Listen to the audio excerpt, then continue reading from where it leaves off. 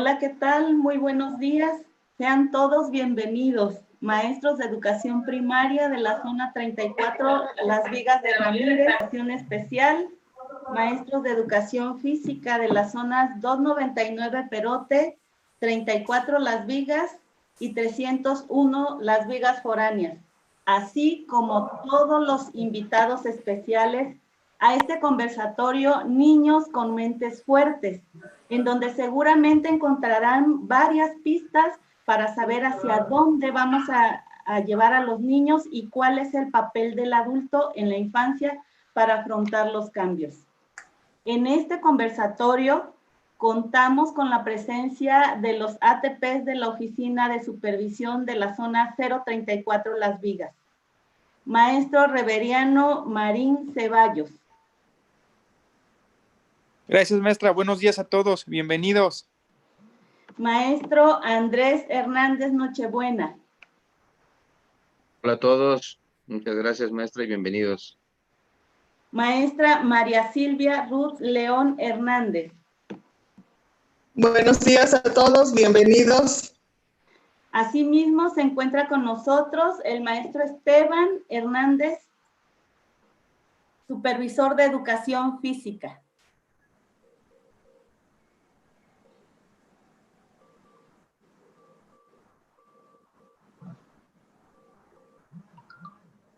También me es muy grato presentar a dos personalidades que nos brindaron todo el apoyo para que este conversatorio fuera posible. Ellas son maestra Paola Nube Blanca García Esquivel, coordinadora del programa estatal Estilos de Vida Saludable de la Secretaría de Educación de Veracruz. Muchas gracias, maestra. Un abrazo a todos los compañeros de la zona de Las Vigas. Así como la maestra María Dolores del Hoyo Sánchez, asesor técnico de la Oficina de Estilos de Vida Saludable. Gracias, maestra Flor. Buenos días a todos los compañeros de Las Vigas. Para este conversatorio contamos con la excelente participación de una especialista de la Secretaría de Salud de Veracruz, la psicóloga Diana Loyo Rodríguez. Hola, buen día, muchas gracias. Quien abordará magistralmente el tema. Durante su participación podrán ir escribiendo en el chat las dudas que surjan y posteriormente un ATP de la supervisión les dará lectura, mismas que serán respondidas por la psicóloga Diana Loyo. En caso de quedar alguna pregunta pendiente por los tiempos, se concentrarán en un archivo para que una vez resueltas sean enviadas a los correos electrónicos de los diferentes centros escolares. Cedo la palabra a nuestra distinguida maestra Paola Nube Blanca, quien hará el encuadre. Adelante, maestra Paola. Muchas gracias, maestra. Es un placer estar hoy con ustedes, compañeros de la zona de Las Vigas y de Perote y del nivel de primaria y de educación física. En el marco de la nueva asignatura Vida Saludable, que para este ciclo escolar se anunció desde la Federación, en el Estado hemos estado trabajando en una serie de conversatorios para poder estar todos en una misma plataforma común y poder entender un poco mejor cómo desarrollar los temas que hoy se nos solicitan, especialmente en el tema de la salud socioemocional, que en el programa de estudios pasado ya venía incluida en el aprendizajes clave. Ya nos hablaban de trabajar la educación socioemocional con los alumnos y nos pedían trabajarla a través de las 5 dimensiones que estoy segura que ustedes ya conocen. Nos hablaban del autoconocimiento, autonomía y las otras 3 dimensiones. Pero yo lo platicaba con la psicóloga, con Diana, que nos lo piden en la teoría, pero en la práctica o con materiales de apoyo no venía mucha información. Los que somos profesores de formación sabemos que cuando acudimos a las clases, a formarnos como docentes, en mi caso yo soy de la Normal Veracruzana, venía muy poca información relacionada con esto. Entonces, creo que es muy importante que en temas de formación, en nuestro trayecto formativo, nosotros incluyamos especialmente este tema porque hoy es un hueco o un vacío que tenemos y que necesitamos llenar los docentes. Yo le decía a la psicóloga que creo que es uno de los temas a los que más temor nos puede dar enfrentar, porque esto es como una cajita de Pandora que si uno destapa, a lo mejor después uno no sabe cómo resolverlo o enfrentarse a lo que pueda salir en los temas emocionales. Y agregado a todo esto, que estas dudas que pudiéramos tener, pues está la pandemia y todas las implicaciones que ha generado el aislamiento voluntario que estamos viviendo niños y adultos. Y es importante mencionar esto porque cuando hablamos de la educación socioemocional, no solamente estamos pensando en la educación socioemocional del niño, estamos pensando en la educación socioemocional o en la salud emocional del adulto también. Es difícil. Ayer estábamos en otro conversatorio con la zona 74 y les decía, es difícil hablar de que un niño lo aprenda si el adulto no lo aprendió antes. En este tema en especial de la salud, no es como enseñar español, matemáticas o ciencias, donde queremos que aprendan un contenido. Aquí no solamente queremos que aprendan un contenido, sino queremos que lo lleven a la práctica en su vida, que lo apliquen. Cuando hablábamos en el programa pasado de las competencias y hablábamos del desempeño, eso ocurre en esta asignatura. De nada sirve saber que tengo que dormir 8 horas o las horas adecuadas para mi salud mental si no lo pongo en práctica. De nada sirve distinguir qué es una emoción o un sentimiento si yo no soy capaz de poder expresarlo cuando lo estoy sintiendo. Entonces, hoy se torna de vital importancia por eso este tema. La Organización Mundial de la Salud, cuando habla de la salud integral del niño, considera la salud física, la salud emocional y la salud social. Por eso la nueva asignatura Vida Saludable se queda con estas 3 clasificaciones y la federación cuando nos la propuso en la estructura que trae, así viene enmarcada. Para el estado de Veracruz, la asignatura la retomamos como Vida Saludable para Todos, haciendo énfasis en esto que yo les comentaba. No solamente se trata del bienestar del niño, sino se trata del bienestar del docente y del bienestar del padre de familia, es decir, de la comunidad educativa, de todos, como se los comentaba, para que seamos capaces de poder enseñar también con el ejemplo, de predicar con el ejemplo y de poder tener ambientes más sanos, no solamente los del niño, sino también los del adulto. Entonces, sin más preámbulos, hoy yo le voy a ceder la palabra a nuestra buena amiga y una de nuestras grandes aliadas que hoy se ha sumado de manera altruista a todo este trabajo que estamos haciendo con los maestros, psicóloga Diana, muchísimas gracias. Muchas gracias. Buenos días. Gracias, Paula. Siempre tu introducción tan apropiada. Bueno, pues tenemos unos buenos 40 minutos. Vamos a ponernos cómodos. El título es Niños con mentes fuertes.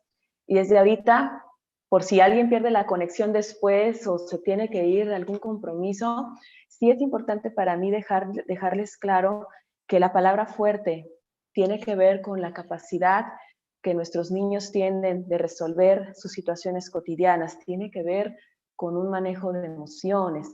No me refiero para nada a que un niño aguante, a que un niño reprime emociones, a que un niño no llore.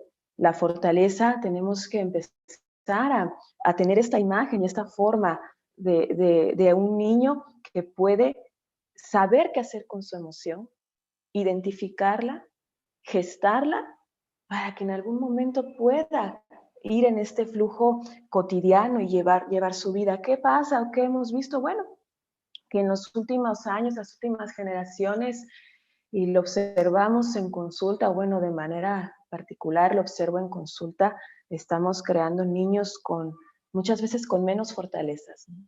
Con menos capacidad de tolerancia a la frustración, en una situación de placer, ¿no? De poco soporte de la incomodidad, de no saber cómo resolver. Entonces sí tenemos mucho trabajo por hacer, y no nada más con los niños, con nosotros mismos. Yo cada vez que doy una plática pido mucho, sé que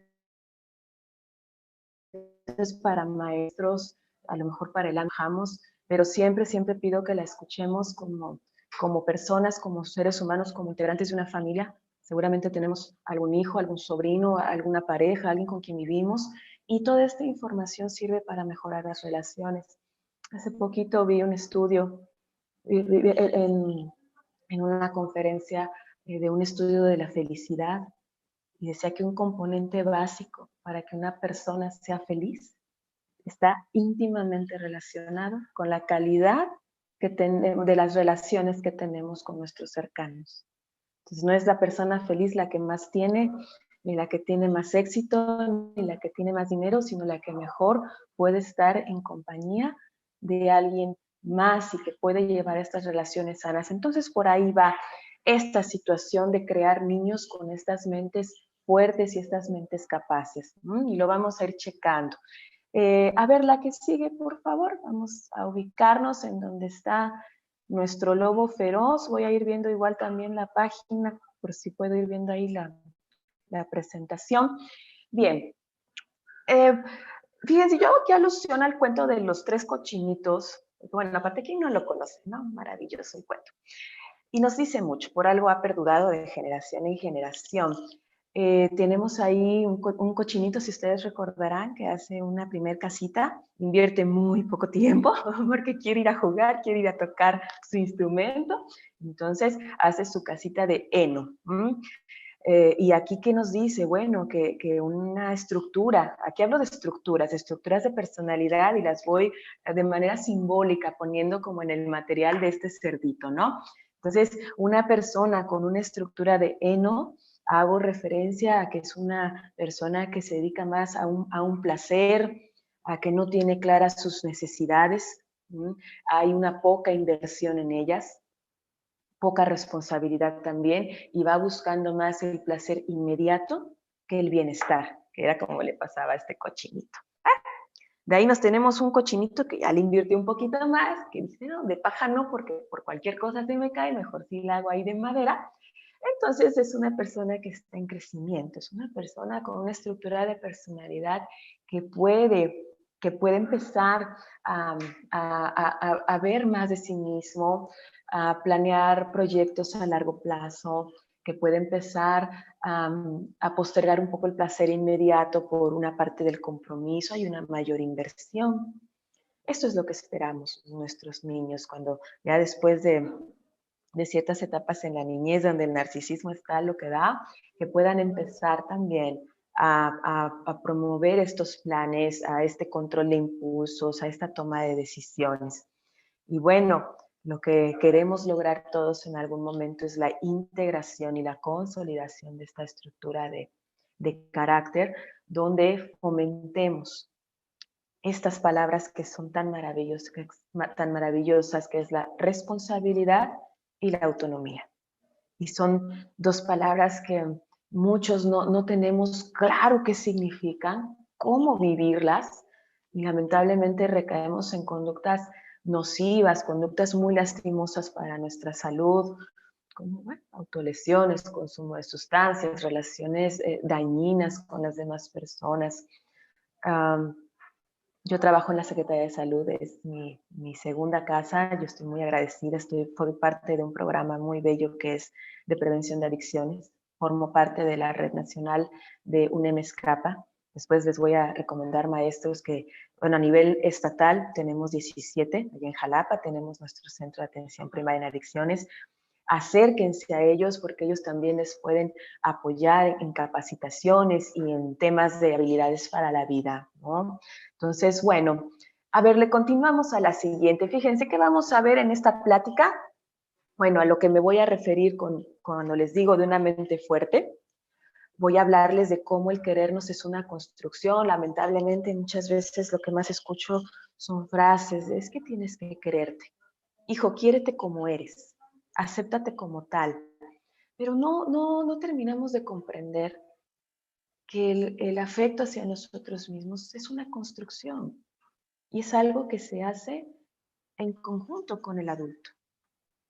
Sin un adulto que me enseñe esta estructura, que haga eco en lo que yo soy, en cómo estoy siendo y de una manera sana, una manera positiva, pues el cariño propio, el valor propio y el quererme no llega, ¿no? Por lo menos no en la niñez hasta que vamos ahí avanzando en las etapas.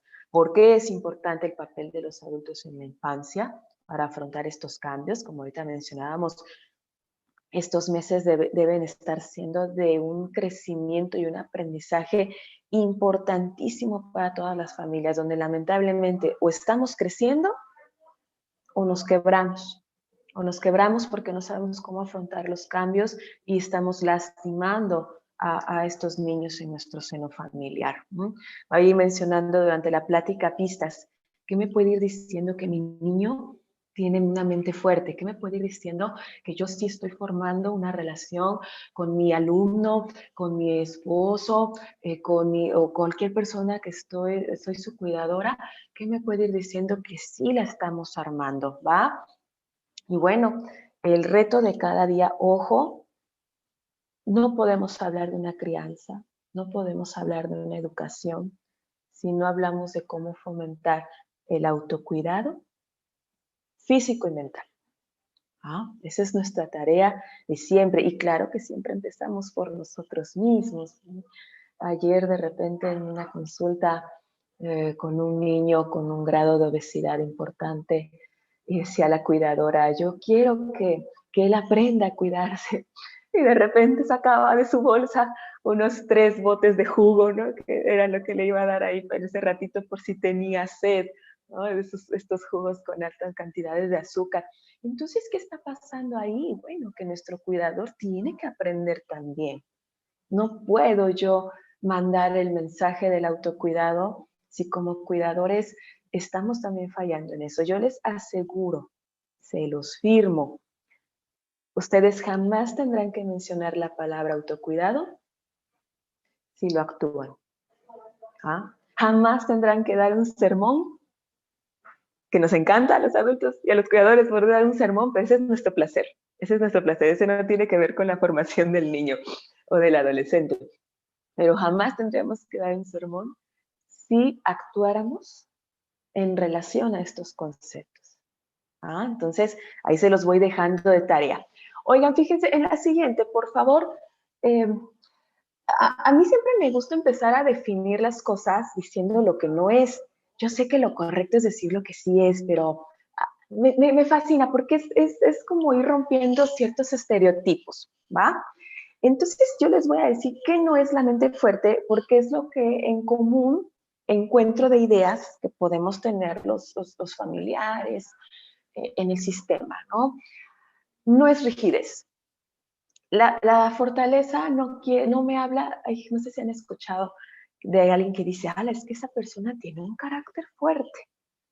¿No? ¿Qué va a ser? No es fuerte, es un carácter rígido y gacho y que dicen que hay que tratarlos con pincitas. Entonces, de repente, por eso tergiversamos la palabra. No, el carácter fuerte o la mente fuerte no es rígida. No es de que nada más sigue un caminito y ese aprendió y no se mueve de ahí. Rigidez es hacer todo de la misma manera, contestar de la misma manera, hacer las mismas cosas. Si grito aquí, también grito allá. Si me escondo aquí, también me escondo allá. Eso es rigidez. Y eso no nos habla de una mente fuerte. Tampoco lo es la insensibilidad. Cuando de repente me dicen, psicóloga, pero mi niño nunca se queja. Nunca se queja. Es más, yo le pego y hasta parece que le gusta, porque no llora, se pone duro, ¿no? O sea, que está machinando, me dice. No, ¿qué va a hacer? No, eso no es. Eso es un mecanismo que los niños aprenden para sobrevivir a un ambiente de violencia. Pero eso no nos habla de una mente fuerte, ¿no? La insensibilidad, el aguantarse, el decir, no, yo ni siento. O como en mis tiempos decíamos, me es intramuscular.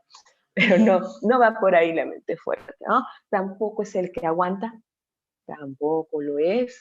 De repente tengo adultos y dices, es que yo soy aguantadora.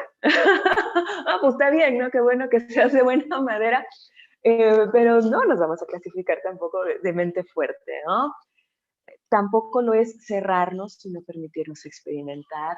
Tampoco es quienes traemos nuestra cara ahí como de títere, así toda rígida, toda fea, no. El lenguaje corporal, el lenguaje facial, es algo por lo cual nuestros niños aprenden, nuestros niños experimentan, nuestros niños pueden, fíjense, con nuestra cara, nuestros niños les ayuda mucho a desarrollar sus neuronas espejo. ¿ah?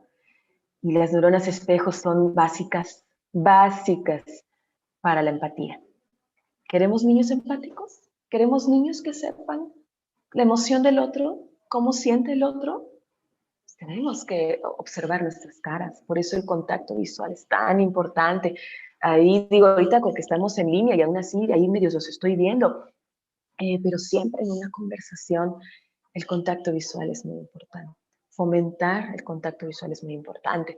Por eso de repente cuando los papás, yo sé, estamos de repente bien ocupados, ¿no? Papá, pero mírame, te estoy escuchando, tú sígueme diciendo. Sí, digo, habrá momentos en donde sí, ¿no? Pero en medida de lo que puedan, provoquen que los miren, provoquen que su niño les mire, que les intente reconocer su cara, ¿no? El niño antes que nadie sabe cuando estás enojada, cuando estás contenta, cuando estás preocupada. Entonces, cuando perdemos esto, cuando perdemos nuestra expresión facial, hablamos de una rigidez. No hablamos de una fortaleza. Hablamos de un abanico cerrado. Tenemos que hacer que nuestro carácter sea un abanico abierto. Tampoco lo es hacer todo de todo y por todos, ¿eh? Esos son mis queridos controladores, mis queridos altruistas ahí sin empedernidos, ¿no? Y de repente pues, viene el discurso chantajista, ¿no? Yo todo lo que hice por ti, ándale, si vas. Entonces ya también eso ya no nos hace ahí una relación fuerte, ¿no? Una relación buena, una relación sana. No. Ahorita van a ver lo que sí es la mente fuerte, ¿no? Tampoco es ir rápido, tampoco lo es. Decía la semana pasada un paciente, es que tú quieres ir corriendo en un sprint, ¿no? Casi como una Ana Gabriela Guevara. No, vamos a pensarle un poquito más en un maratón, en un medio maratón, porque los cambios constantes, los cambios que tienen cadencia, ritmo, son los que nos van a ir ayudando. Por eso como papás a veces podemos querer presionar mucho. Podemos ver una conducta no deseada en nuestro niño y podemos querer que ya la cambie de un día a otro. No, el niño tiene que ir haciendo como todo un proceso de andamiaje y ojo, porque el niño podrá a lo mejor aprender a llevar su plato al fregadero. Eso está bien, pero también necesito que viva la experiencia de que alguien le acompañe en ese proceso de aprender.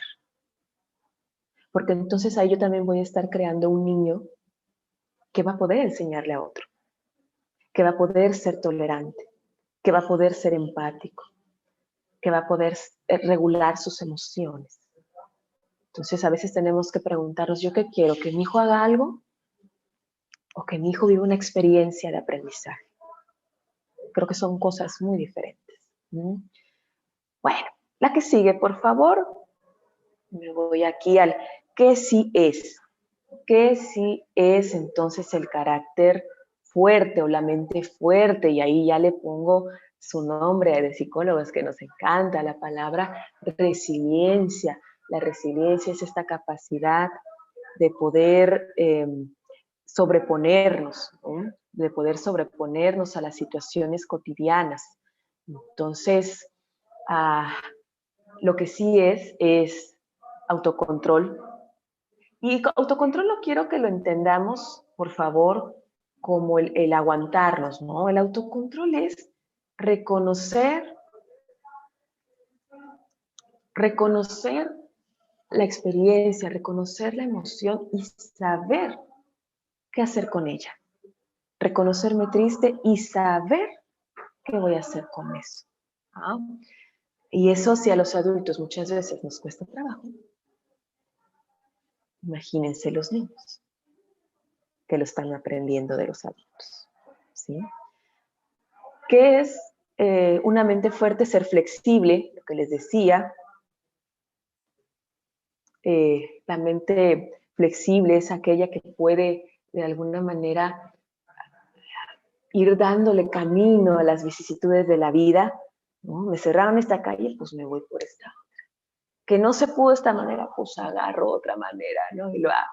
Que de plano no se puede. Ok, ya decido yo entonces qué hacer con mi frustración, porque de plano en mi ambiente no se puede hacer tal cosa.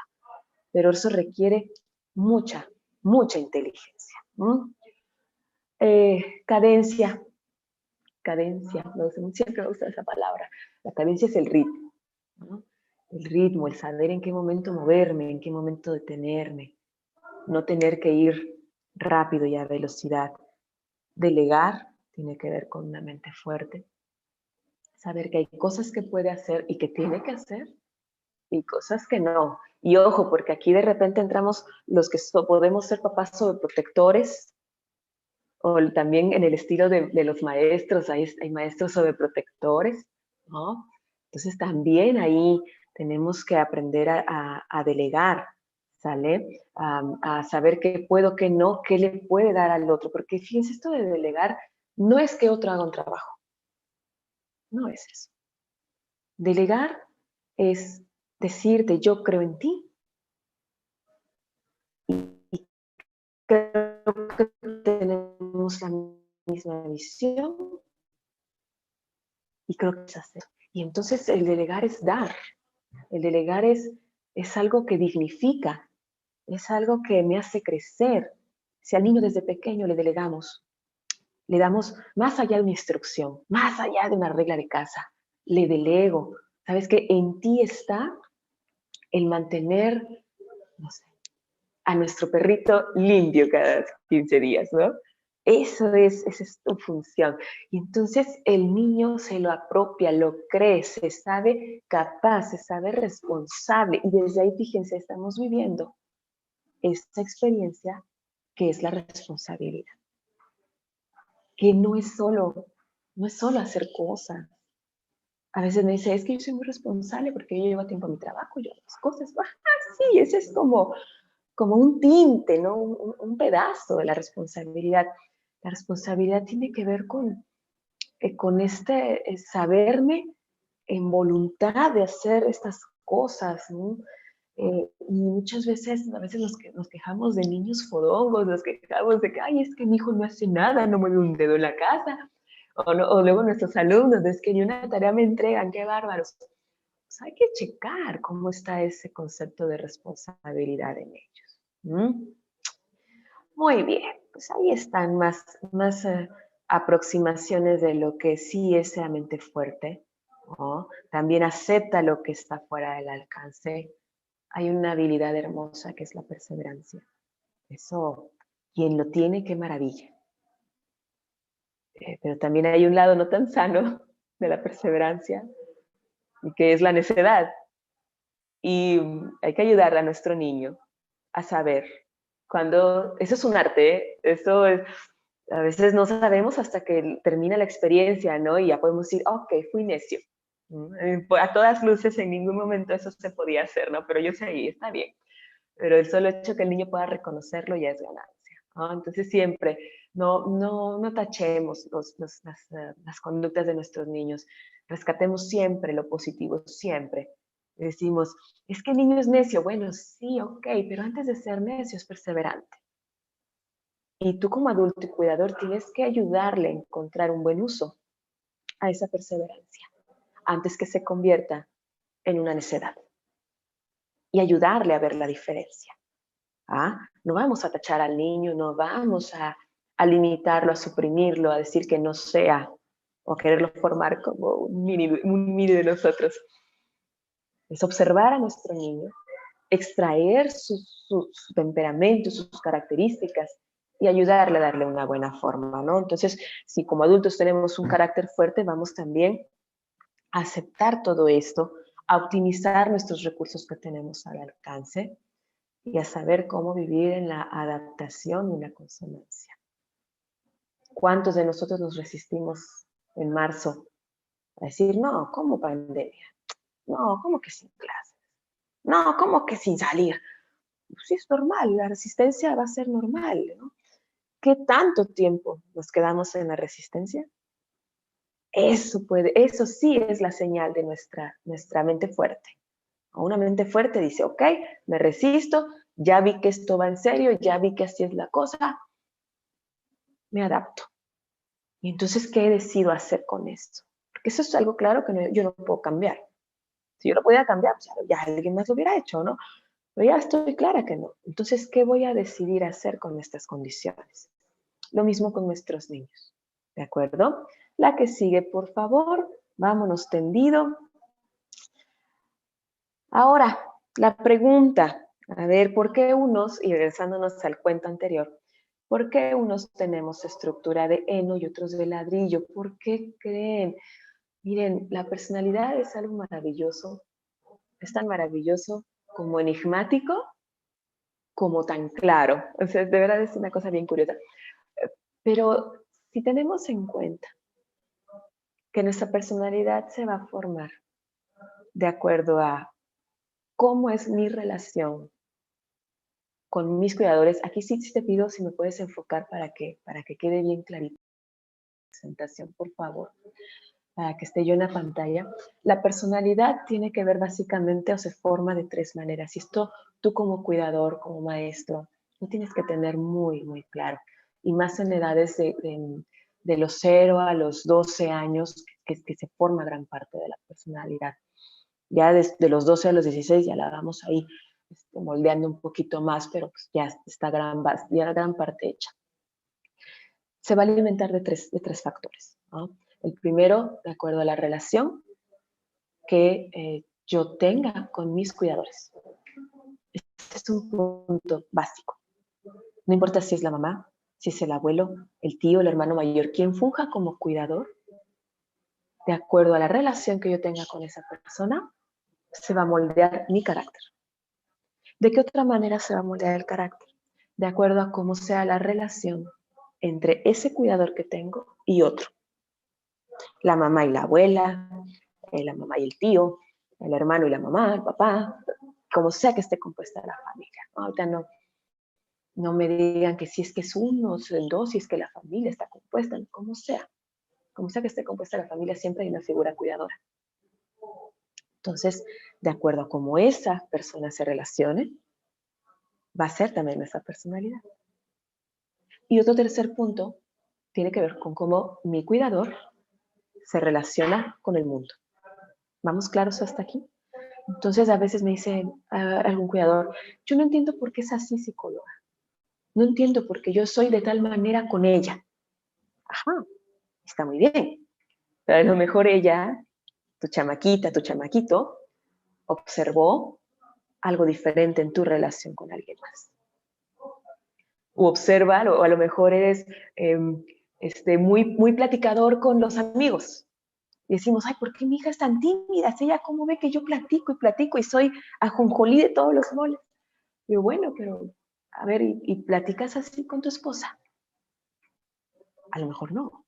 A lo mejor en esa relación hay mucho hermetismo, no hay una comunicación emocional, ¿no? Y entonces todo eso lo van aprendiendo. ¿Qué más quisiéramos, no? Dicen, ay, psicóloga, ¿y por qué no aprenden lo bueno? No, pues bueno, si eso fuera, otra cosa sería. Pero no va por ahí. No va por ahí la situación. Todos estos componentes influyen. Entonces, por favor, antes de preguntarnos, o de quejarnos, ay, ¿por qué este niño, esta niña, este adolescente es así? Antes de sacar esa pregunta, tenemos que observar todo a nuestro alrededor y comprender. Corregir, claro, pero comprender. Ahora sí, enfocamos otra vez, si quieren, la presentación, porque esta parte es importante. Fíjense, ya casi acabamos, pero estos 2 puntos últimos son bien importantes. A veces me dicen los papás, yo no sé qué pasa, porque yo soy el gran amigo de mi hijo, y yo entiendo que obvio no es que estén así, porque no es la función, ¿eh? El papá siempre tiene que estar acá, por función, por lugar, por ubicación, por todo, ¿no? Pero creo que cuando me dicen que son amigos, bueno, es que quieren llevar un nexo muy, muy cercano, ¿no? Y yo lo entiendo así y está perfecto. Y si sabes qué, está bien. Eso quiere decir que tus habilidades vinculares son excelentes, son buenísimas. Las habilidades vinculares promueven el apego seguro, promueven que alguien se pueda relacionar bien con los demás, promueven que se sientan confiados, que sepan que pueden ser cercanos a alguien más. Un papá cercano, un papá que tiene estas habilidades vinculares bien establecidas, bueno, tendrá un hijo afectuoso, un hijo amable, un hijo que sabe de la intimidad emocional, que puede hablar bien con alguien más. Pero a lo mejor el talón de Aquiles de este papá es la parte formativa, ¿no? Es todo corazón, es todo amor. Y en esto también a veces nos falta el límite seguro. El límite, la capacidad de poner límites, no es prohibición, es poder decir que sí se puede, que no se puede, para cuidar al niño de sí mismo. Entonces, a veces chafeamos en esa, ¿no? Por el concepto que tengamos de parentalidad. Entonces, es bien importante que como cuidadores sepamos que nuestras habilidades de cuidado se dividen en esas 4, ¿ok? Las habilidades vinculares, las formativas, las protectoras, esa es bien importante, que llevan al hijo. Ahorita nada más vamos a sondear rapidito, no contesten, pero ¿quién, bueno, obviamente en pandemia es complicado, pero antes de la pandemia, ¿quién llevaba a su hijo o va al médico sin estar enfermo? Nada más para sus chequeos, para su control del niño sano. ¿Quién de los que me está escuchando se hace a lo mejor su análisis de sangre, ¿no? Para ver ahí cómo anda ahí los glóbulos, cómo está ahí su biometría, sin que esté presentando ningún síntoma. ¿Ah? Esas cosas son importantes, son muy importantes, porque nos van determinando una cultura de la salud. ¿Quién de aquí va al dentista sin que le duela nada? Y sin que haya visto una manchita, sin que se le haya caído un diente, ¿no? ¿Quién de aquí realmente, como en esos comerciales, no me acuerdo qué marca, y visita a tu odontólogo o dentista 2 veces al año, una vez al año, no sé cada cuánto, pero ¿quién lo hace? ¿Mm? Seguramente sí, algunos me levantarán la mano, pero muchos no. Entonces, esto tiene que ver con toda una cultura de autocuidado. Y ahí están las habilidades protectoras, ¿no? Y ojo, no es la menos importante, al contrario, para mí es de las más importantes. Y les sorprendería saber cuántos papás salimos bajos, deficientes y en riesgo en este grupo de habilidades que son las reflexivas. La reflexiva, aparte de que tiene que ver con la capacidad que el papá tiene, o el cuidador, la capacidad que tiene de pensar acerca de su parentalidad, de decir, chin, yo creo que la regué, yo creo que aquí yo no debí poner ese castigo, yo no debí haberle hablado así. Bueno, y va y repara, ¿no? Bueno, lejos de eso, las habilidades reflexivas también tienen que ver con qué tanto tiempo te dedicas a ti mismo. La mayoría de mis papás que acuden a consulta, ya sea en la secretaría o de manera particular, están muy cansados, se sienten agotados. Les pregunto, ¿cuándo fue la última vez que hiciste algo por ti? No, pues no. ¿O cuándo fue la última vez que salieron del cine de pareja, por ejemplo? No, pues tampoco. ¿O te has dedicado tiempo a leer un libro? Ay, no, pues ¿a qué hora? ¿En qué momento? Los niños ahí me demandan. Entonces, el papá no se sienta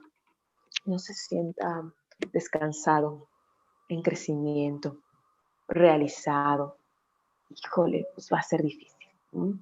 Va a ser difícil el poder desarrollar estas habilidades. El papá, el cuidador descansado, realizado, en crecimiento, va a poder cumplir con mejor pronóstico las otras 3 habilidades. ¿De acuerdo? La que sigue, por favor. Vámonos tendidos. Bueno, el concepto, ¿no? La mente fuerte y el amor propio se genera a partir de la forma y calidad de nuestras relaciones con los demás, especialmente durante la infancia. No quiere decir que si en la infancia pues, me fue del nabo, pues ya en la adultez también. No, afortunadamente, conforme vamos creciendo, pues, y desde siempre, pues, desde niños lo tenemos, pero a veces lo hacemos más conscientes. Cuando vamos creciendo, tenemos la capacidad de libre albedrío, tenemos la capacidad de elegir. Todos podemos elegir. O sea, que no nos... Tenemos la creencia de que no. Híjole, sí, esa sí tenemos que irla cambiando. Todos tenemos la capacidad de elegir nuestro futuro. Aunque nuestro pasado haya sido difícil, complejo, doloroso. Y quienes tuvieron la fortuna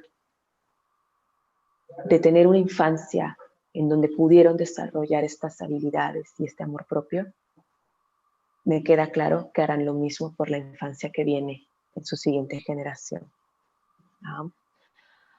Vamos a ver, yo les decía, la siguiente, por favor, y ya voy terminando, para cualquier pregunta que tengamos. Aprender a quererse es una construcción. Yo les decía, una persona resiliente es una persona que se sabe capaz, sabe que puede hacer muchas cosas. Y ojo, también sabe lo que no puede hacer. A mí me encanta que luego me dicen, Diana, hazme esta operación, o ¿cuánto es tanto por tanto? Híjole, cuesta tanto trabajo, y con la computadora, o con la calculadora, dice, ¿cómo? ¿No le haces a la matemática? Le digo, no, la verdad no. Yo soy re buena para otras cosas, Yo soy re buena escribiendo, yo soy re buena en la consulta, pero a mí no me pongas una cuenta porque ya sé que me cuesta, entonces le hago, ay, pero ¿dónde está tu autoestima? Le digo, ahí está. Y está bien plantada, porque sé lo que sí, sé lo que no. Si me quisiera esforzar, claro que lo hago. Me tardo un poquito más y lo hago. Pero es muy bonito, de verdad, que ustedes puedan decir, no sé, o todavía no me sale, ¿no? Ahorita le aprendo, pero no lo sé. Pero ahorita le hago, ¿no? Ahorita le intentamos. Ahorita no se nos cierra el mundo. Eso es maravilloso. Eso es magnífico. Y cuando un hijo te pregunta, mamá, ¿por qué el cielo es azul?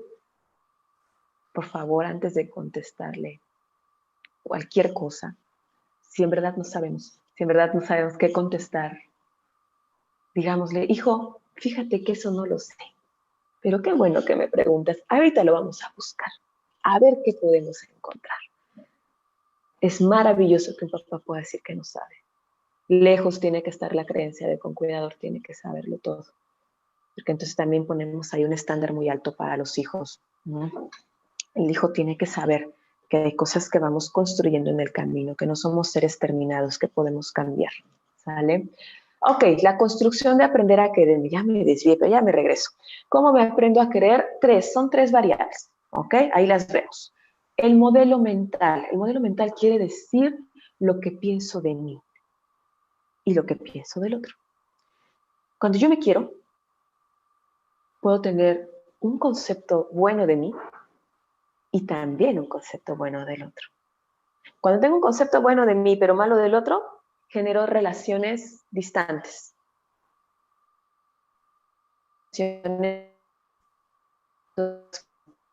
Mi pensar, mi sentir, y son relaciones más solitarias, ¿no? Entonces, tiene que ver con un modelo mental, tiene que ver con autonomía, ¿no? Entonces, sí, el niño me tiene que pedir apoyo. Y quiero que se sienta bien pidiéndome apoyo.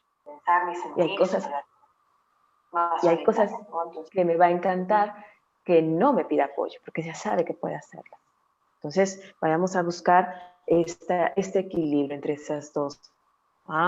Y la apreciación de la intimidad. ¿Qué quiere decir esto? Considero que es importante abrirme, mostrarme, ¿no? ¿Qué tanto está en mí este deseo de darme a conocer con el otro?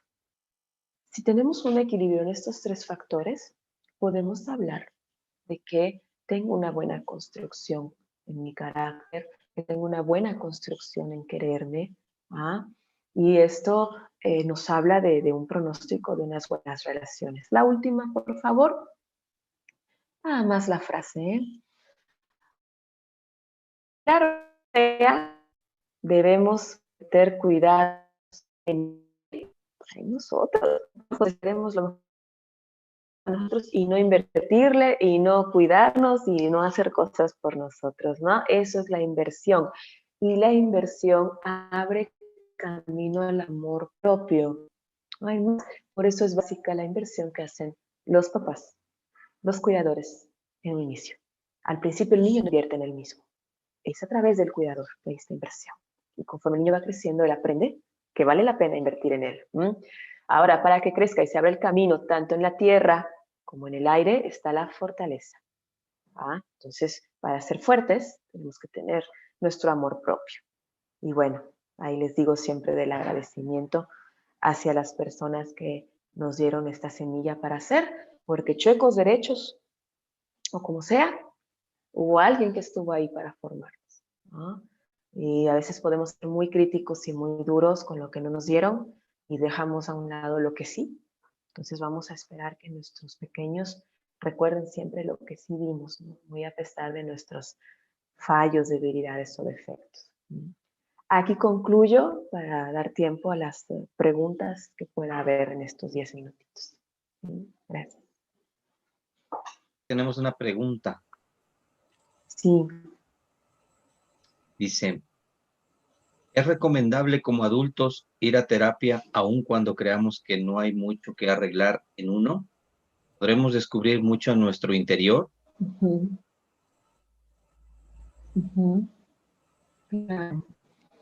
Sí, claro, definitivo. Porque, bueno, aparte en el proceso de terapia, puede ayudarle cambiando un poquito esa creencia, ¿no? Aunque creamos que no, ya de que quita de ir, sí identificamos algunas cosas que podemos cambiar. Bien, muy lamentablemente, en alguna ocasión tuve una experiencia y una mamá me decía, no soy yo la que tiene que ir a terapia, es mi hijo. Entonces, a veces cambiar este concepto es difícil porque el papá piensa que el hijo es el que está mal. Pero bueno, el día de hoy, quienes estuvieron escuchando, ya no podemos darnos el lujo de pensar eso. No podemos darnos el lujo de pensar eso porque ya les expliqué cómo se forma la personalidad. Ya les dije cómo se va tejiendo en las relaciones. Entonces es muy valioso, muy loable. Yo me maravillo de verdad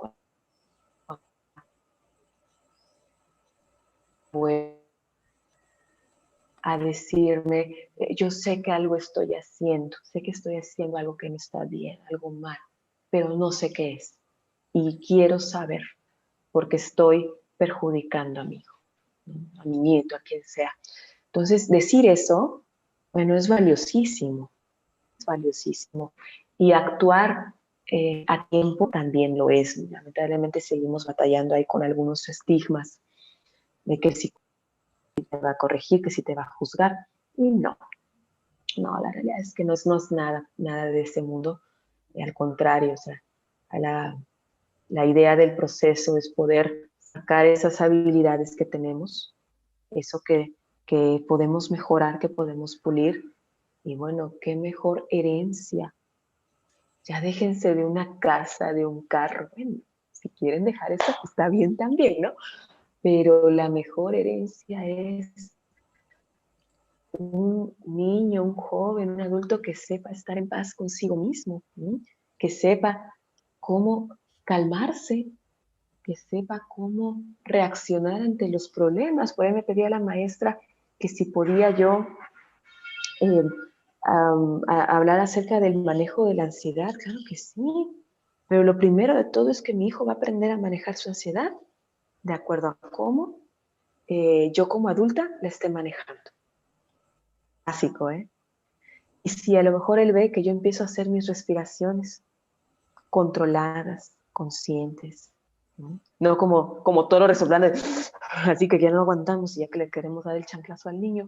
No, que vea cómo ante ciertos momentos mamá o papá son capaces de respirar hondo, 3 segundos, soltar el aire, 3 segundos, o de decir, ¿saben qué? Denme 5 minutos, estoy muy alterado, Denme 5 minutos para calmarme. A veces, en sesión, cuando van los niños a terapia, pues les pongo juegos, hacemos actividades, y el chiste es provocarles experiencias, moverlos. A veces se frustran porque pierden, o algo no les sale bien en la actividad. Y entonces dicen, ya no voy a jugar, estoy muy enojado. Y les digo, bueno, a ver, del 1 al 10, donde 10 es lo más enojado que has estado en tu vida, y 0, nada enojado, ¿qué tan enojado estás? 20, bueno, estás muy enojado. Está bien, mira, yo voy a esperar aquí contigo, tú avísame cuando estés en 5. Ya no me dicen nada, ¿no? Y pasan 2 minutos, ni mucho. Ya voy en 8, me dicen. Bueno, está bien. Pero en 5. Tú dime cuando estés en 5. Sí. Y ya a los 30 segundos, ya estoy en 5. ¿Qué hacemos ahora? Bueno, pues ahora vemos si ya estás listo para continuar. Oye, ¿cómo le hiciste para llegar al 5, ¿Qué tuviste que hacer? ¿Qué pensaste? ¿O cómo sabes que ya estás en 5? Son preguntas, son cosas acciones, experimentos que podemos ayudarle a nuestro niño a identificar cómo está. Pero bueno, no sé si hay otra pregunta, perdón.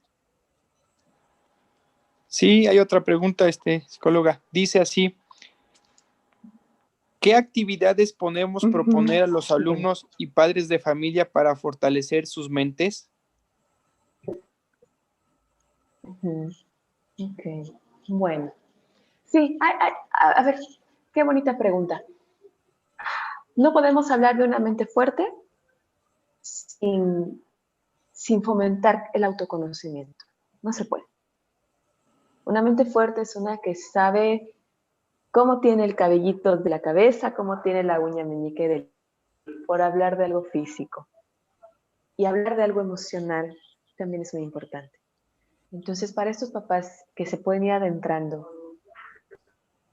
al mundo del conocimiento emocional, es muy importante. La película de Intensamente, que son 5, hay muchas más, muchísimas más. Quien guste, yo le puedo pasar a la maestra una lista de sentimientos, que es la que yo manejo alfabéticamente, que me encanta ponerlo ahí en orden, porque es importante que los papás se identifiquen. Y no solo eso, es importante que lo compartan. Pero una cosa es la identificación y otra cosa es el compartir. Entonces yo le voy a pedir al papá, ¿sabes qué? Aquí en esta lista de emociones. Vamos a checarla, la checamos todos. Tenemos duda, San Google nos va a decir qué quiere decir esta emoción y empezamos a identificar cuándo la hemos sentido. Aquí dice omnibulado. ¿Qué es omnibulado? Pues ahorita te voy a explicar. Cuando tal y tal y tal y tal. ¿Lo has sentido alguna vez? Sí, cuando fulanito. Perfecto. Muy bien, ya lo tienes. Checa si en estos días lo vuelves a sentir, ¿no? Y es el primer trabajo que tenemos que hacer, la identificación. Que yo no diga que estoy enojado cuando estoy triste. O que no diga que no estoy enojado cuando sí lo estoy. Porque le enseñamos a un niño entonces a no saber cómo estar enojado. Es valiosísimo que el papá pueda decir, estoy muy enojado. ¿Me vas a gritar? ¿Me vas a pegar? ¿Te vas a ir? No. Pero quiero que sepas que estoy muy enojado. Necesito 5 minutos, 10, 20, lo que sea. O respirar tantito para ir bajándome.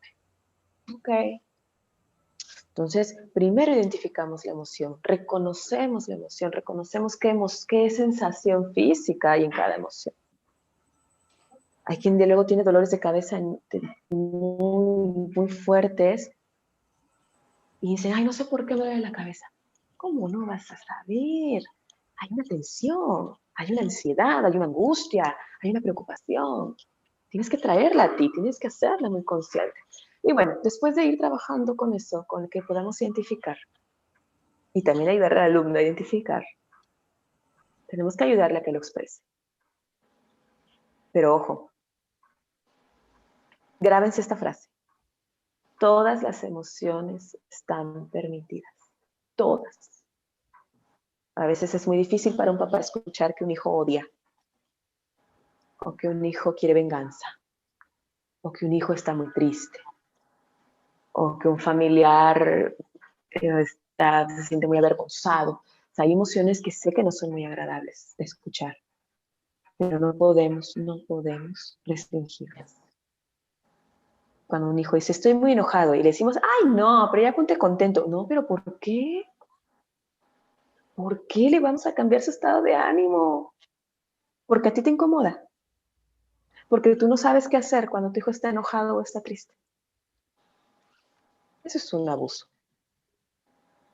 Tenemos que aprender a negociar, a escuchar, a acompañar esta emoción. Porque si no, por eso nuestro niño no habla. Justo también la semana pasada y le preguntaba a una niña, oye, ¿y le has dicho a tu mamá esto? ¿Sabe cómo te sientes? No, me lo guardo. ¿Para qué? En algún momento en esa casa se dio el mensaje de que no se valía estar triste, de que no tiene importancia, de que hay que estar contento, hay que estar bien. Entonces tenemos que identificar la emoción, expresarla y garantizar que hay un ambiente que puede soportar esa expresión de esa emoción. Todas las emociones son permitidas, ciertas acciones hay que restringir. Por eso te voy a dejar el control. Hay que encontrar otra manera, ¿no? Y el clásico azotón de puerta también. Entonces, espero haber respondido a esa pregunta. Vamos a identificar la emoción, expresarla y promover un ambiente para expresarla.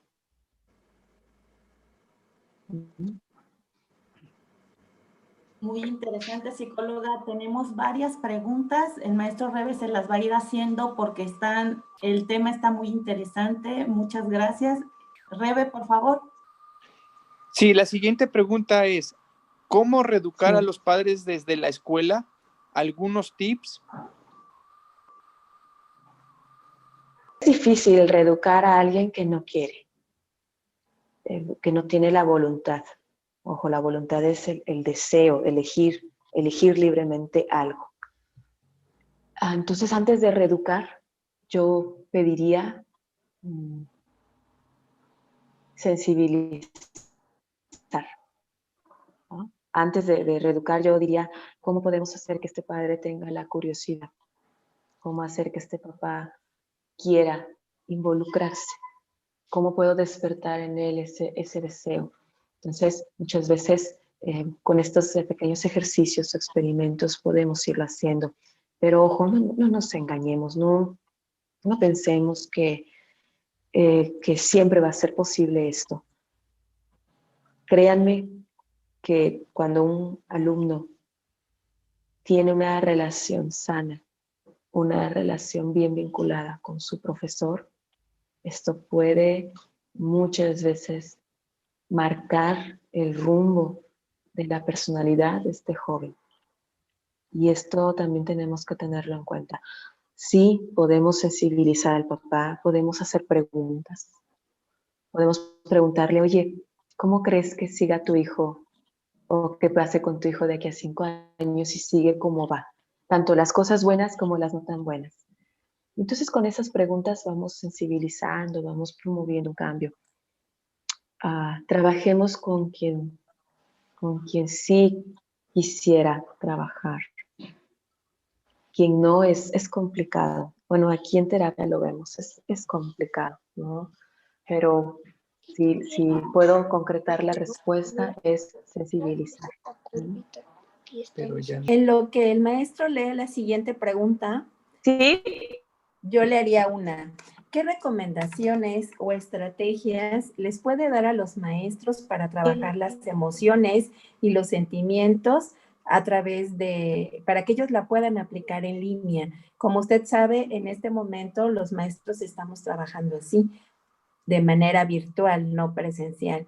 Y es un tema que también se dificulta mucho el poderlo abordar de esta manera. ¿Qué estrategias o sugerencias nos puede dar?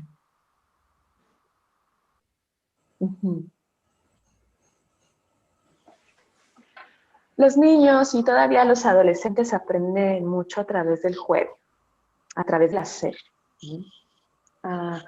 De entrada, sí, lo que no sugiero es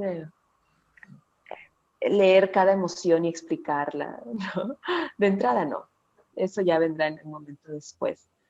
Pero sí promover experimentos con los jóvenes.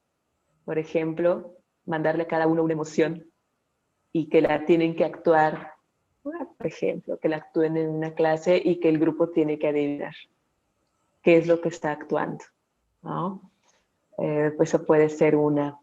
Otra puede ser que al pase de lista también escriban alguna emoción que les haya llamado la atención o que hayan sentido el día anterior.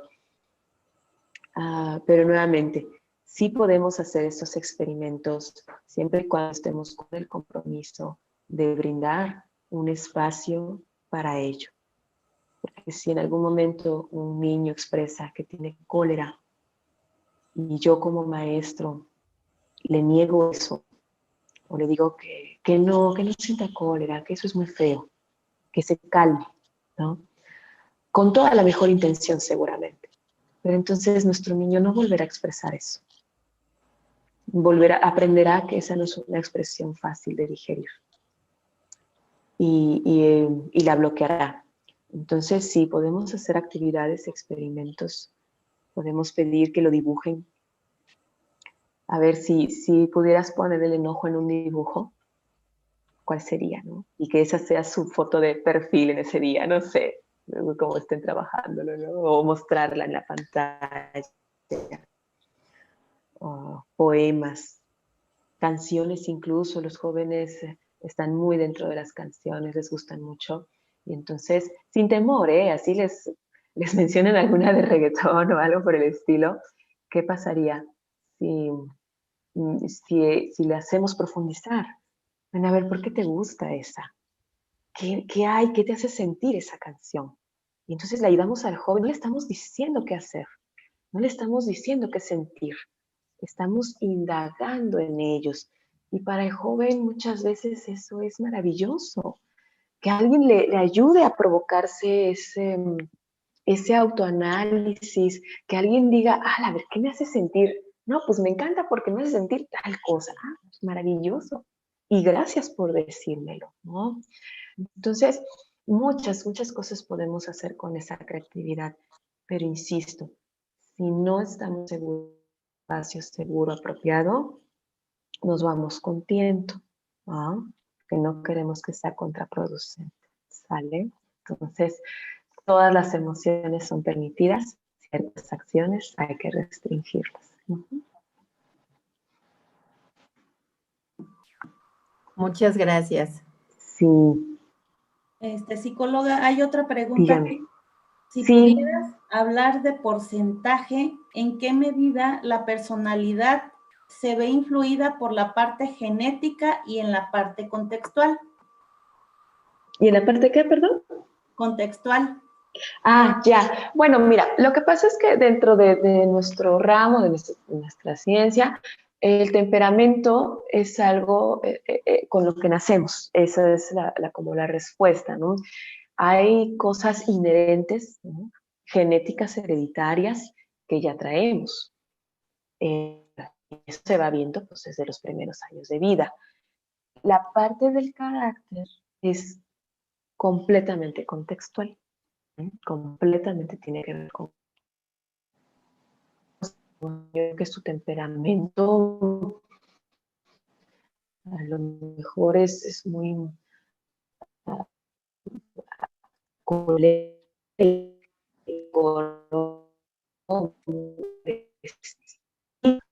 de texto en el que está, o por ejemplo, no sé, se me ocurre, por genética de repente está la característica de que somos propensos a desarrollar adicciones. Entonces puede ser que genéticamente eso esté, ¿sí? Esté una probabilidad, una prevalencia, pero en el contexto educamos a este joven en una cultura de no drogas, de cuidarse de todo, no tendría que representar un riesgo, ¿no? Entonces, sí, el componente hereditario, claro que influye, claro que es parte de nosotros, pero le llamamos temperamento. Ya está, eso ya. Ni Dios Padre nos lo quita, ¿no? Ya vinimos al mundo con eso. Pero si a mí me preguntan, que sí me están preguntando a mí en mi experiencia, es mucho más importante el contexto, ¿no? Si un contexto puede muchas veces darle la vuelta a cualquier situación genética. Bueno, con sus reveses y todo, pero sí se puede.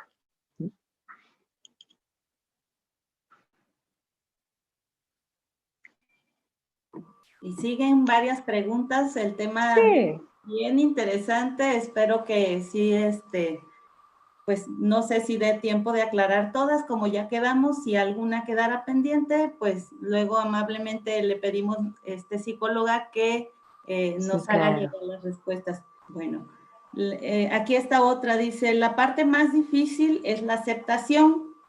¿Cómo podemos hacer de una mejor forma que los padres entiendan que su hijo tiene una situación y que es necesario busque el apoyo de un especialista? ¿Alguna situación como de aprendizaje sería?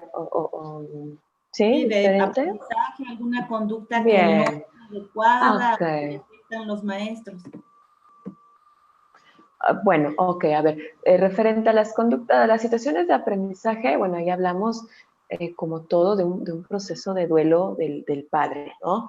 El duelo quiere decir cambio, puede ser cambio físico, cambio de expectativa, cambio de idea, cambio de plan, cambio de lugar. Entonces, cuesta trabajo porque tenemos todos que comprender primero que todo cambio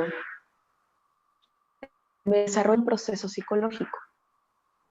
Y va a depender de mi fortaleza cómo llego a ese proceso psicológico, ¿sí?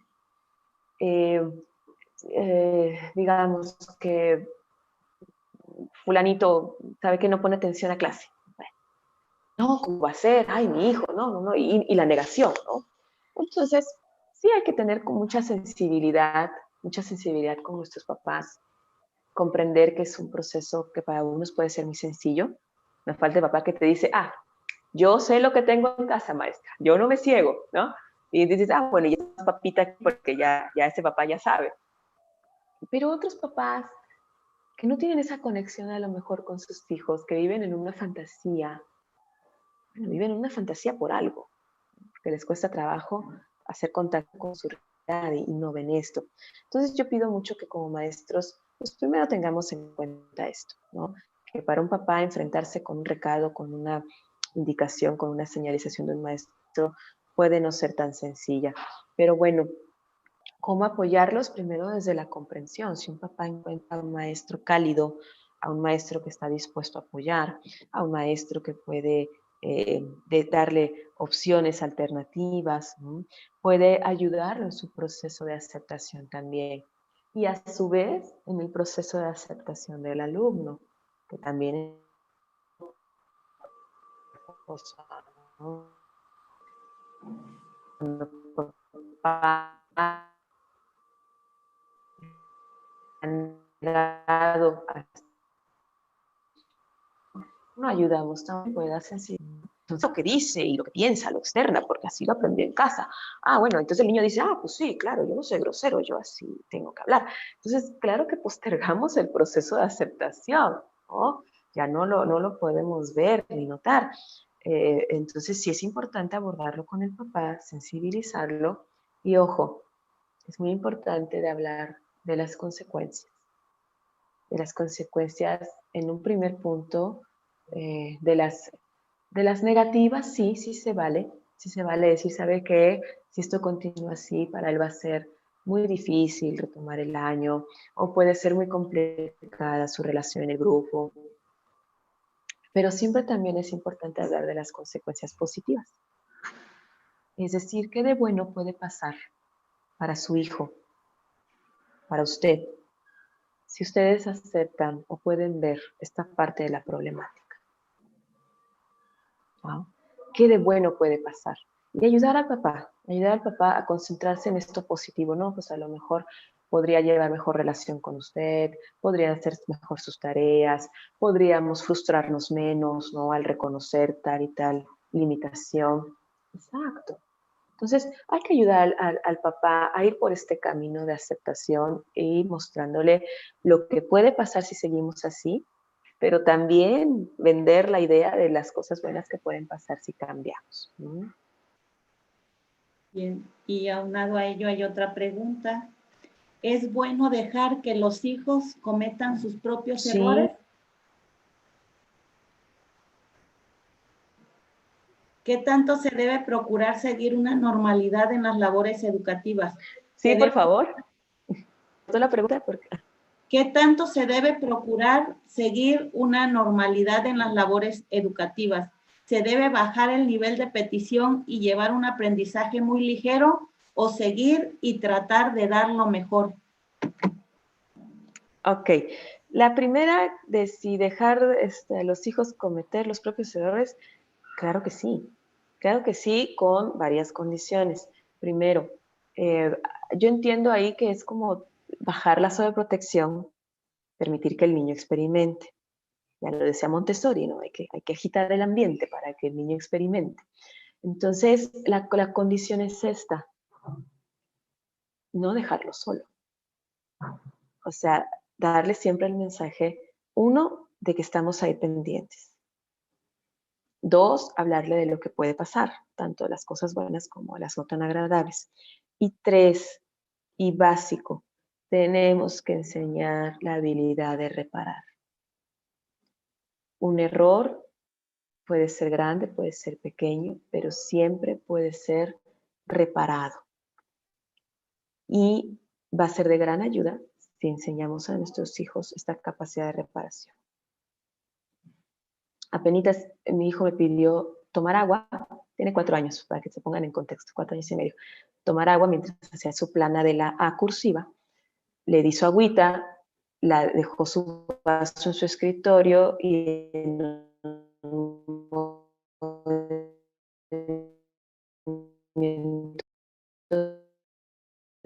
su mano regó el agua. ¡Oye! Se asustó, dice, me asusté, porque era un vaso lleno de agua. Y entonces, entre que no sabíamos qué hacer, me dice, mamá, digo, hijo, está bien, ve por el trapo, rápidamente. Sí, le va a correr. Entonces, él fue por el trapo, él secó la mesa, que era lo que él podía hacer, y ahí me encargué de las hojitas, ¿no? Que son cosas más delicadas que a lo mejor él todavía no puede como tal secar. Pero eso es un error. Y enseñarle a repararlo es básico. ¿Qué hubiera pasado si te hubiera regañado? Si hubiera dicho, hazte para allá, quédate allá, yo voy por el trapo, yo lo limpio. Cometer errores va de la mano con aprender a reparar. Si yo estoy dispuesta a enseñar cómo reparar, permito la experiencia del error. Y al final ya dije, vamos, ya aprendimos que no hay que dejar el vaso aquí mientras hacemos la plana. Sí, mamá, ya no lo voy a dejar. Ya está, perfecto. Seguimos a lo otro, ¿no? Y para la otra pregunta de las exigencias, mira, de manera muy, muy personal, creo que tenemos que ir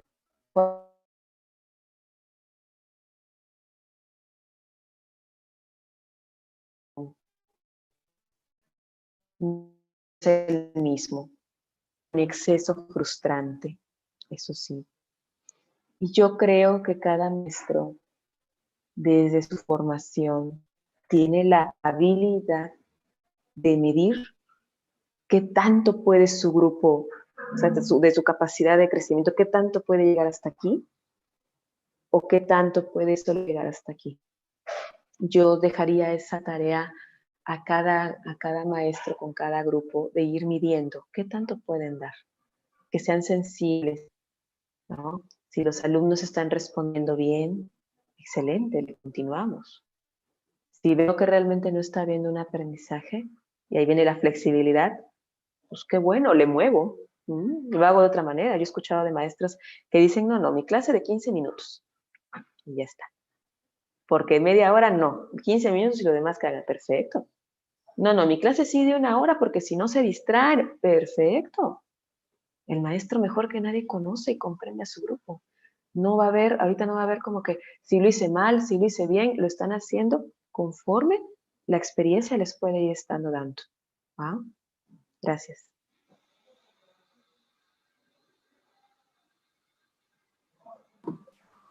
Los maestros aquí presentes, psicóloga, están pidiendo algunos tips, algunas estrategias para enseñarle a los niños a lidiar con sus emociones.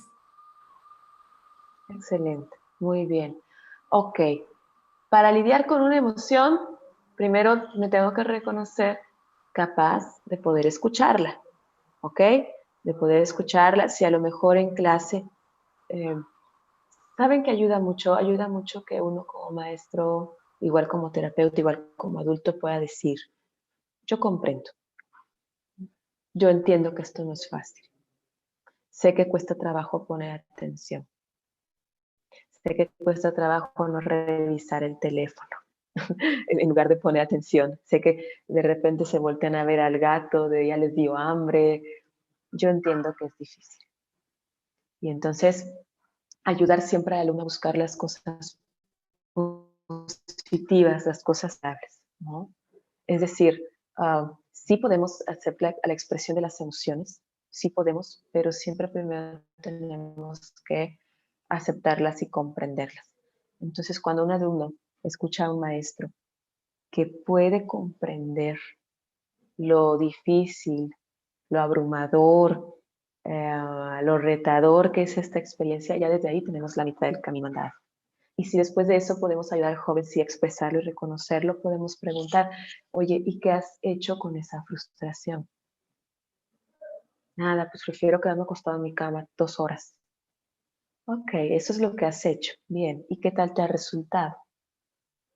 No, pues pierdo más tiempo, me abotargo más, me aletargo. Ok, bien.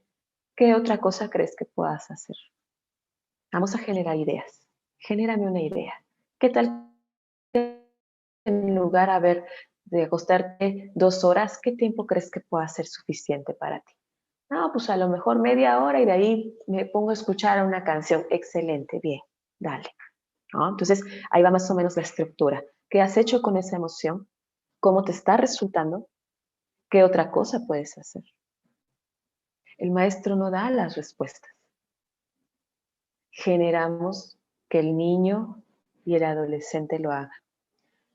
Igualmente, si es muy sensible, somos muy sensibles y vemos que nuestro niño está muy cerrado, no se le ocurre alguna, nos podemos atrever a sugerir alguna. Sí nos podemos atrever, claro. Y entonces ya a lo mejor dicen, sí, o mejor esto, y ya empieza, ¿no? Entonces, no es de darle algo hecho, es como ayudarle a que encuentre el material para que el alumno lo haga, y ahí el material son las preguntas, es la exploración. Sé que no es un alumno por maestro, yo sé que no se van a dedicar a cada uno, pero a lo mejor, y con un ejemplo en clase, a veces, y que los demás vayamos escuchando, a veces eso puede despertar muchas ideas en los demás. ¿Mm?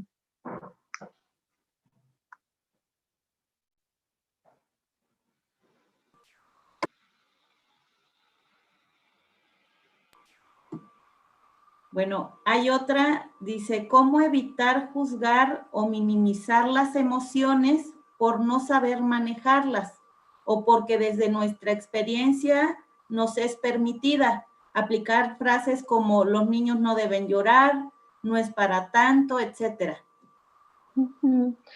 Primero, pues comprendiéndolo, ¿no? Comprendiendo que esas son ideas que traemos desde hace mucho tiempo, estereotipos, ¿no? Si yo como maestro empiezo a cambiar esa creencia, voy a poder ofrecer una comprensión, ¿no?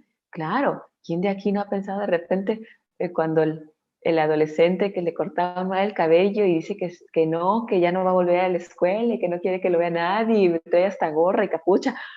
Y uno dice, ya, pues no es para tanto. No, pues acuérdate cuando tú eras adolescente, lo que significaba tu imagen, ¿no? Entonces, un maestro empático un maestro que puede darle uso a su corazón en este sentido va a ser muy, muy comprensivo. Y ojo, comprender no quiere decir permitir. Comprender es acompañar. Y entonces, de verdad, no hay nada más maravilloso. Suelo decirlo, no hay nada más maravilloso para un niño y un adolescente que reconocerse acompañado. Porque mucho tiempo emocionalmente sí viven en soledad. Si los adultos vivimos a veces en soledad emocional, un niño y un adolescente que no tiene un ambiente que acompañe, ya se rompió algo acá. Si no tiene a un adulto que le acompañe, vive en la soledad emocional. Entonces, qué agradable cuando el maestro dice, yo te entiendo. O puedo entender que no es fácil para ti. O veo que este tipo de temas te es difícil y no sabes qué hacer con ello. ¿Quieres que lo platiquemos para ver si encuentras algo más que hacer? ¿No?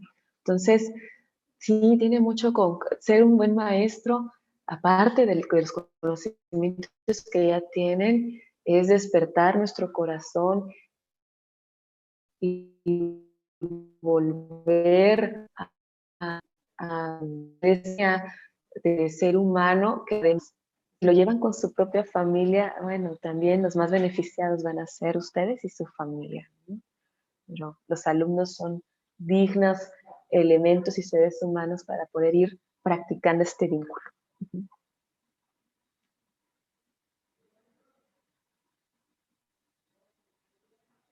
Gracias, psicóloga. Y finalmente hay una pregunta que es con el que vamos a cerrar los temas, muy acorde a esta contingencia.